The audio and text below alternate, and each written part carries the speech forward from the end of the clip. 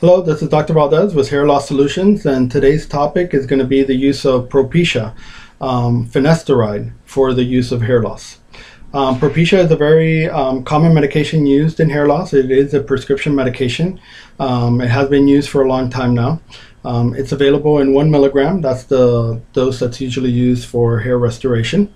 And it works a little bit different than some of the other treatments that we've spoken about before, like the low laser light therapy or minoxidil. The way Propecia works is that it works by blocking a certain hormone that we know that is involved in the cause of hair loss.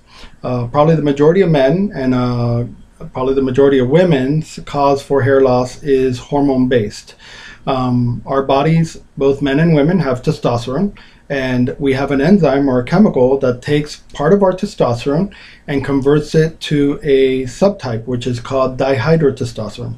So DHT, or dihydrotestosterone, which you may have heard about before with hair loss, actually comes from the hormone testosterone. We know that DHT can bind to the hair follicles and cause those hair follicles to start growing thinner, weaker hairs. And over time, as more and more of these follicles are affected, a person starts becoming thinner and thinner and eventually can lose their hair because of the hormone effects.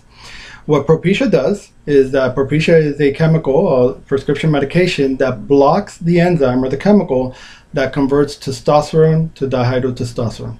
So when you take Propecia, you actually lower your body's quantities of DHT, dihydrotestosterone.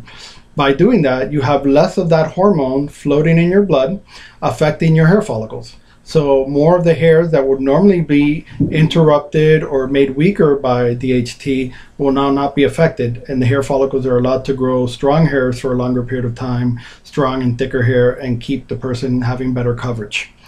For the hairs that are being affected already by dihydrotestosterone, if you block that hormone, you little by little stop the effects of the DHT on those hairs, and you will see hairs that were once thinner and weaker become thicker, and also help in filling in and giving somebody a fuller, thicker look to their scalp. So Propecia is actually very effective. The nice thing is that it works differently than some of the other medications. So it can be used alone, and a lot of times we can use it in combination with other therapies to help give a synergistic effect and give attack that hair loss from different angles to help somebody get thicker, longer hair. The important thing with Propecia, as with minoxidil or the low laser light therapy, is that it is only effective during the time that you take it. So it is a medication that when you do take for hair loss, you have to always continue taking the medication. Once you discontinue Propecia over a few months, you will notice that the hair will start becoming weaker and thinner again, and the process restarts. So Propecia, very effective, but it has to be taken on a regular basis every day, and you have to take it lifelong in order to achieve the benefits of Propecia. This concludes my segment on Propecia.